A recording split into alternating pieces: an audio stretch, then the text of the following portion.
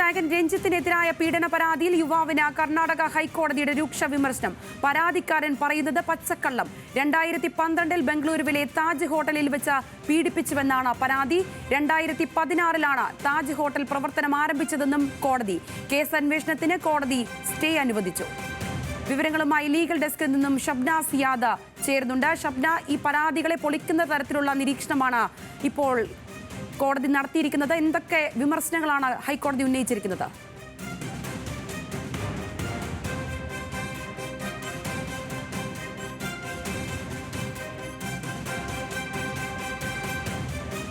സംവിധായകൻ രഞ്ജിത്തിനെതിരായ പീഡന പരാതിയിലാണ് യുവാവിന് കർണാടക ഹൈക്കോടതിയുടെ രൂക്ഷ വിമർശനം നേരിട്ടിരിക്കുന്നത്. പരാതിക്കാരൻ പറയുന്നത് പച്ചക്കള്ളമെന്ന് ഹൈക്കോടതി പറയുന്നു. 2012 ബംഗളൂരുവിലെ താജ് ഹോട്ടലിൽ വെച്ച് പീഡിപ്പിച്ചുവെന്നായിരുന്നു പരാതി. 2016 താജ് ഹോട്ടൽ പ്രവർത്തനം ആരംഭിച്ചതെന്നും കോടതി പറയുന്നു. കേസ് അന്വേഷണത്തിന് കോടതി സ്റ്റേ അനുവദിച്ചിട്ടുമുണ്ട്.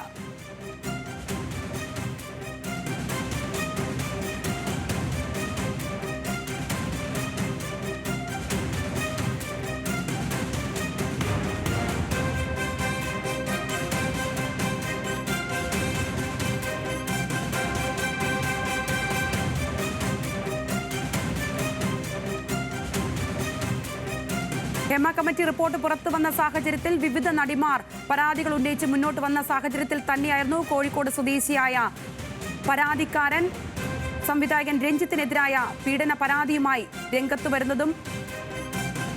മറ്റ് വിശദാംശങ്ങൾ ഷബ്ന സിയാദ് നൽകും. ഷബ്ന, ഈ പരാതിയെ തന്നെ പൊളിക്കുന്ന തരത്തിലുള്ള കണ്ടെത്തലാണ് ഇപ്പോൾ ഉണ്ടായിരിക്കുന്നത്. കർണാടക ഹൈക്കോടതി വിമർശിച്ചിരിക്കുന്ന കാര്യങ്ങൾ എന്തെല്ലാമാണ്? സംഗീത, ഈ രഞ്ജിത്തിനെതിരായ ഈ പീഡന പരാതി പച്ചക്കള്ളം എന്നാണ് കർണാടക ഹൈക്കോടതിയുടെ ഉത്തരവിൽ പറയുന്നത്.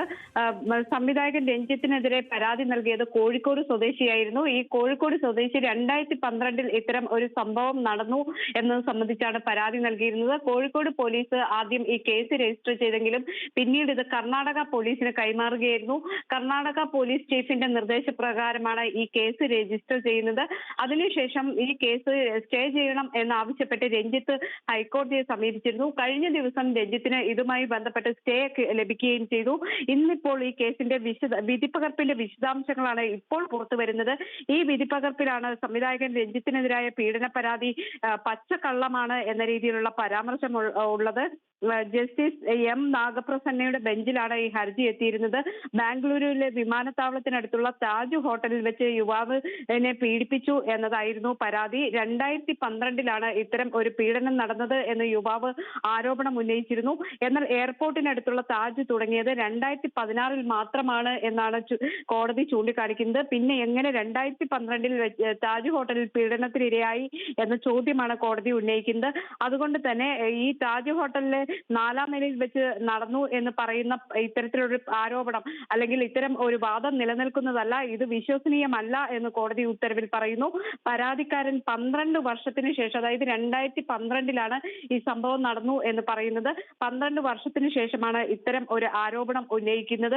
ഇത് എന്തുകൊണ്ടാണ്, ഈ കാലതാമസം എങ്ങനെ വന്നു എന്നതാണ് കോടതിയുടെ ചോദ്യം. ഇത്രയും വൈകി ഈ പരാതി നൽകാനുണ്ടായ സാഹചര്യം എന്താണ് എന്നും കോടതി ചോദിക്കുന്നു. കോഴിക്കോട് സ്വദേശിയായ യുവാവാണ് ഈ രീതിയിൽ പരാതി നൽകിയിരുന്നത്. ലൈംഗിക പീഡനം, അതുപോലെ IT ആക്ട് ഉൾപ്പെടെയുള്ള വകുപ്പുകളിലായിരുന്നു കേസ് രജിസ്റ്റർ ചെയ്തത്. തുടർന്നാണ് ഈ കോഴിക്കോട് പോലീസ് ഈ ബാംഗ്ലൂരു പോലീസിന് ഈ കേസ് കൈമാറുന്നത്. അതിനുശേഷം രഞ്ജിത്താണ് കോടതിയെ സമീപിച്ചിരുന്നത്. ഈ കേസിൽ 2012 ബാബൂട്ടിയുടെ നാമത്തിൽ എന്ന സിനിമയുടെ ചിത്രീകരണത്തിനിടെ പരിചയപ്പെട്ട യുവാവിനെ ബാംഗ്ലൂരിലെ പഞ്ചനക്ഷത്ര ഹോട്ടൽ, അതായത് താജ് ഹോട്ടലിൽ വിളിച്ചു വരുത്തി രഞ്ജിത്ത് പീഡനത്തിനിരയാക്കി എന്നതായിരുന്നു പരാതി.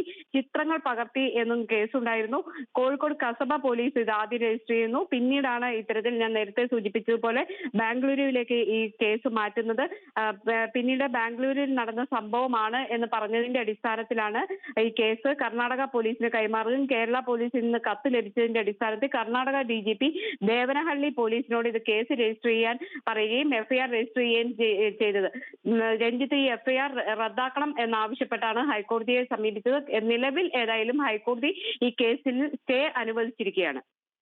ശരി ഷബ്ന, ഈ വാർത്തയിൽ ഇപ്പോൾ കൂടുതൽ വിശദാംശങ്ങളുമായി ലിജോ വർഗീസ് കൂടി കോഴിക്കോട് നിന്ന് ചേരുന്നുണ്ട്. ലിജോ, ഈ കോഴിക്കോട് സ്വദേശി പരാതി ഉന്നയിച്ചപ്പോൾ തന്നെ വളരെ വിശദമായി തന്നെ മാധ്യമങ്ങൾക്ക് മുന്നിൽ വന്ന് ഇക്കാര്യങ്ങളൊക്കെ പറഞ്ഞിരുന്നു. ഓരോ സന്ദർഭം ആ കാര്യങ്ങളിലൊക്കെ ഉണ്ടായിരുന്നു. അത് ഒരിക്കൽ കൂടി ഓർത്തെടുക്കുകയാണെങ്കിൽ അത് എത്തരത്തിലായിരുന്നു ആ സാഹചര്യങ്ങൾ ഓരോന്നും?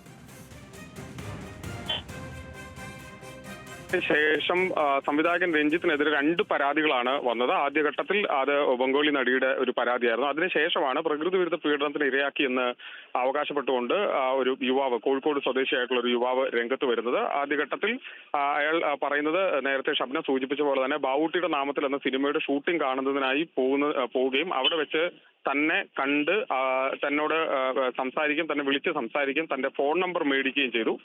അതിനുശേഷം പിന്നീട് തന്നോട് ഈ സിനിമയിൽ അഭിനയിക്കാൻ താല്പര്യമുള്ള ആളെന്ന നിലക്ക് തന്നെ പിന്നീട് തന്നോട് ബാംഗ്ലൂരിലേക്ക് വരാൻ പറയുകയും ബാംഗ്ലൂരിലെ താജ് ഹോട്ടലിൽ 2012 എത്തി എന്നുള്ളതാണ് യുവാവ് പറഞ്ഞിരുന്നത്. 2012 താജ് ഹോട്ടലിൽ എത്തിയ ഘട്ടത്തിൽ അവിടെ ഒരു കഫറ്റീരിയ ഉണ്ട്. കഫറ്റീരിയയുടെ പുറകിലൂടെയുള്ള ഗോവണി വഴി, പുറകുവശത്തുള്ള ഗോവണി വഴി റൂമിലെത്താൻ ആവശ്യപ്പെടുകയും അങ്ങനെ താൻ ആ വഴി റൂമിലെത്തുകയും അവിടെ വെച്ച് തന്നോട് തന്നെ പ്രകൃതി വിരുദ്ധമായ ലൈംഗിക പീഡനത്തിന് ദുരുപയോഗം ചെയ്തുവെന്നും തന്റെ ചിത്രങ്ങൾ പകർത്തി മറ്റൊരാൾക്ക് നൽകിയെന്നോ അടക്കമുള്ള ആരോപണങ്ങളാണ് യുവാവ് ഉന്നയിച്ചിരുന്നത്. അത് പരസ്യമായ അയാൾ മാധ്യമങ്ങൾക്ക് മുമ്പിൽ പറയുകയും ചെയ്തു.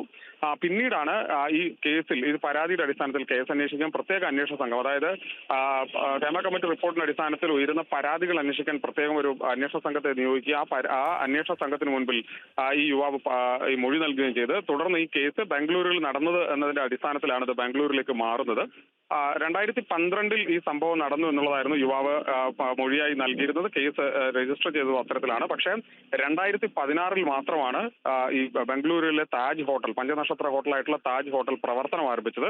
അതായത് 4 വർഷം കഴിഞ്ഞുണ്ടായിട്ടുള്ള ഒരു ഹോട്ടലിൽ 2012 അതിനു മുൻപ് ഇത്തരത്തിലൊരു സംഭവം നടന്നു എന്നുള്ളതാണ് യുവാവ് പറയുന്നത് എന്ന് കണ്ട ആദ്യഘട്ടത്തിൽ തന്നെ, അതായത് പ്രഥമ ദൃഷ്ടിയിൽ തന്നെ ഇയാൾ പറയുന്നത് നുണയാണെന്ന് ഹൈക്കോടതി ഇന്നത്തെ ഈ ഇടക്കാല ഉത്തരവിൽ വ്യക്തമാക്കുന്നുണ്ട്. ഒപ്പം തന്നെ 2012 നടന്ന സംഭവത്തിന് 12 വർഷത്തിന് ശേഷം 2024 ഇത്തരത്തിലൊരു പരാതിയുമായി ഇയാൾ വരുന്നത്. ഇത്രയും കാലതാമസം എടുത്തതിൽ തന്നെ പിന്നിൽ അതിൽ മറ്റ് കാര്യങ്ങളുണ്ടാവാം, അല്ലെങ്കിൽ അതിൽ മറ്റെന്തെങ്കിലും പ്രശ്നങ്ങൾ ഉണ്ടാവാം, കാരണങ്ങൾ ഉണ്ടാവാം എന്നുകൂടിയും ഇന്നിപ്പോൾ കോടതി വ്യക്തമാക്കുന്നുണ്ട്. ഏതായാലും ഈ കേസുമായി ബന്ധപ്പെട്ട് സംവിധായകൻ രഞ്ജിത്തിനെ സംബന്ധിച്ച് വലിയ ഗുണകരമായിട്ടുള്ള ഒരു ഇടക്കാല ഉത്തരവാണ് ഇന്നിപ്പോൾ കർണാടക ഹൈക്കോടതിയുടെ മുൻപിൽ ഹൈക്കോടതിയുടെ ഭാഗത്തു നിന്നുണ്ടായിരിക്കുന്നത്. ഇക്കാര്യത്തിൽ ഇനിയിപ്പോൾ തുടർ നടപടികൾ ഒരുപക്ഷെ ഈ കോടതിയുടെ വിധിയുടെ അടിസ്ഥാനത്തിൽ, അല്ലെങ്കിൽ പൂർണ്ണമായി കോടതിയുടെ വിധി വന്നാൽ ഒരുപക്ഷെ മാനനഷ്ട കേസ് ഉൾപ്പെടെയുള്ള കാര്യങ്ങളിലേക്ക് രഞ്ജിത്ത് കടക്കാനുള്ള സാധ്യത വളരെ കൂടുതലാണ്. കാരണം ഇതൊരു ഒരു ഘട്ടത്തിൽ സംവിധായകൻ രഞ്ജിത്തിന്റെ അദ്ദേഹത്തെ പൂർണ്ണമായും തകർത്തു കളയുന്ന തരത്തിലേക്കുള്ള 2 പരാതികൾ വരികയും അതിലൊരു പരാതി പൂർണ്ണമായും നുണയാണെന്ന തരത്തിൽ, അല്ലെങ്കിൽ അതിന് പ്രഥമ ദൃഷ്ട്യാ തന്നെ ആ കേസ് തള്ളിക്കളയേണ്ടതാണ് എന്നുള്ള നിരീക്ഷണം ഇന്നിപ്പോൾ ഹൈക്കോടതി നടത്തിയ പശ്ചാത്തലത്തിൽ തുടർ നടപടികൾ, നിയമ നടപടികൾ രഞ്ജിത്തിന്റെ ഭാഗത്തുനിന്ന് ഉണ്ടാവുമെന്നുള്ളതാണ് മനസ്സിലാക്കാൻ കഴിയുന്നത്. ശരി ലിജോ.